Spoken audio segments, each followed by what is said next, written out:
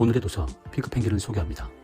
25년간 비즈니스 코치, 연사, 작가, 비숍 커뮤니케이션즈의 CEO 경험에 빌 비숍이 이야기를 이끌어갑니다. 남극대륙에 사는 펭귄의 생태를 담은 다큐멘터리 영화 펭귄, 위대한 모험의 이야기로 시작합니다. 그곳의 펭귄들은 4년에 한 번 짝짓기 시즌이 오면 약 120km 거리에 있는 산란지를 향해 떼지어 이동합니다. 산란지에 모인 펭귄들은 그 모습이 너무 똑같기 때문에 자신의 짝을 찾지 못해 어려움을 겪는다는 것입니다. 이를 펭귄 프라블럼이라고 합니다. 같은 종류의 제품이나 서비스를 팔며 같은 부류의 스토리를 전하고 같은 유형의 행동 방식을 보입니다. 물론 각자 나름대로 몇 가지 미세한 차이점은 있지만 시장의 관점에서 보거나 잠재 고객의 눈으로 볼 때는 모두 한 무리의 펭귄처럼 보일 뿐이라는 것입니다. 핑크 펭귄은 과도하게 붐비고 경쟁이 치열한 오늘의 시장에서 두드러지기 위해선 어떤 전략을 사고해야 하는지에 대해 저자의 경험과 사례를 중심으로 이야기를 진행합니다. 핑크 펭귄의 전체 서사를 뚫는 주제는 바로 이 내용입니다. 제품과 서비스 업그레이드에서 지금 당장 벗어나라. 고객은 차이를 구별할 수 없다. 완전히 새롭고 완전히 다른 빅 아이디어를 찾아 유일한 존재로 시장을 장악하라. 다른 펭귄들처럼 패스트푸드형 사업체를 오픈하게 되면 우리는 치열한 경쟁에서 살아남기 위해 최저가 경쟁을 하게 되고 결국 계속되는 경쟁 속에서 이익은 축소되어 가는 것이 일반적이기 때문에 구루메형 사업체를 만들어야 한다고 얘기합니다. 구루메는 고급, 미식가 등의 의미를 담고 있는 단어로 같은 직종이어도 빅 아이디어로 패키징하고 차별화된 서비스를 부과하여 핑크 펭귄으로서 시장에서 돋보여야 한다는 겁니다. 피트니스 구루메형 사업체를 예시로 설명합니다. 경쟁력 있는 상권에 월간 회원권 400불의 피트니스 센터를 오픈하게 되면 상권의 유일한 포식자로 시장을 독식하지만 점차 미투형 사업체가 들어서면서 경쟁이 시작됩니다. 이 시점에 구루메형 사업체로 전환하는 아이디어가 필요합니다. 4,000불짜리 그레이트 세이프 포뮬러를 파는 것입니다.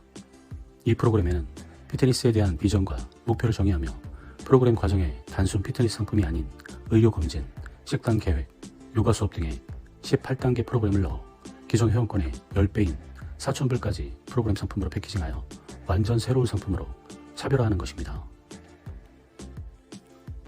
또한 성공한 다이어트 프랜차이즈 사업체의 일화를 소개하며 패키징의 중요성을 언급합니다. 몸무게가 137kg인 한 여성은 지역 다이어트 세미나에 참여하여 제시해준 프로그램을 열심히 실천한 결과 6개월 뒤 78kg 감량에 성공합니다.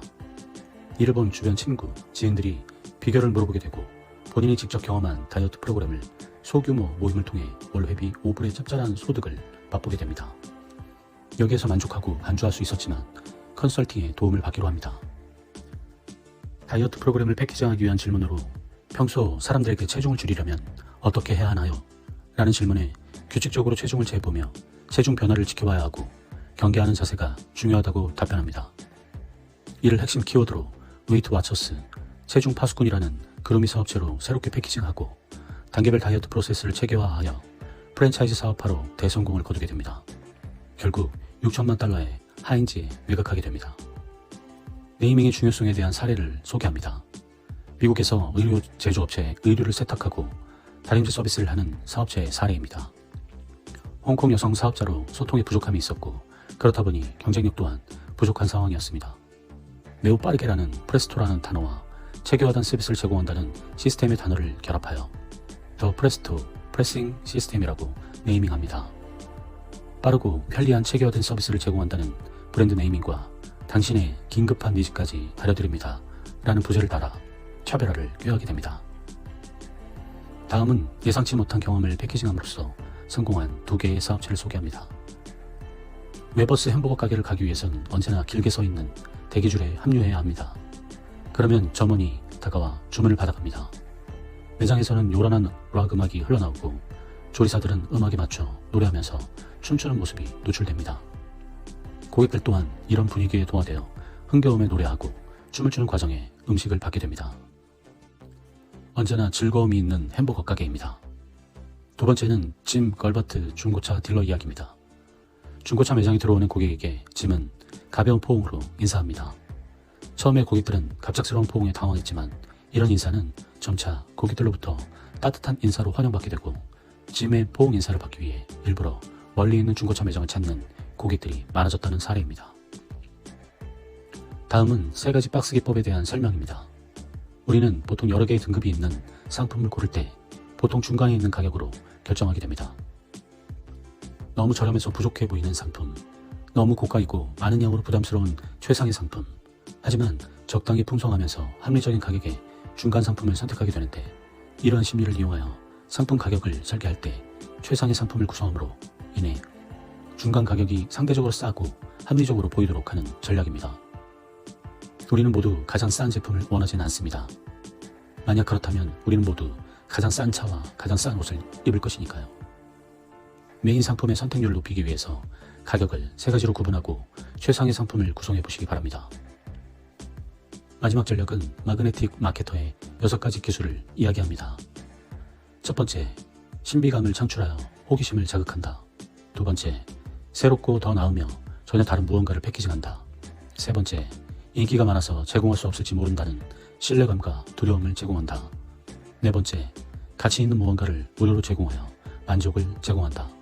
다섯 번째, 선택권을 부여함으로써 권한을 부여한다. 여섯 번째, 특정 시점까지 확답을 달라고 요구하여 긴급성을 조성한다. 입니다.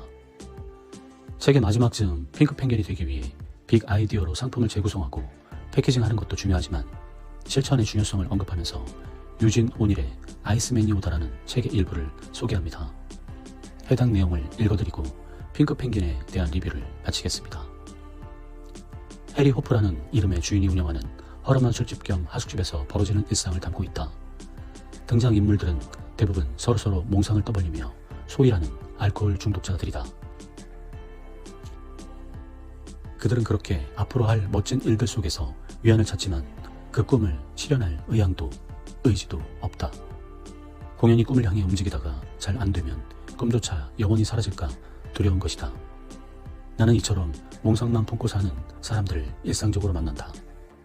그들은 오랜 세월 품어왔기에 그만큼 더 소중한 몽상을 괜히 실행에 옮기다가 깨뜨릴까봐 두려워한다. 현실과 마주하기보다 차라리 꿈을 갖는 쪽을 택한다. 책을 쓰고 싶다는 사람들 가운데 특히 이런 경우를 많이 본다. 벌써 수년째 책을 쓰는 것에 대해 떠들고 다니는 사람들이 많다. 자리에 앉지도 단 한 줄 쓰지도 않으면서 말이다. 실행에 들어가기보다는 꿈만 품기를 좋아하는 사람들이다. 그런 꿈이 있다는 걸 사람들이 알아봐 주기만 바라는 사람들이다. 나는 늘 말한다. 세상에는 두 종류의 작가가 있다.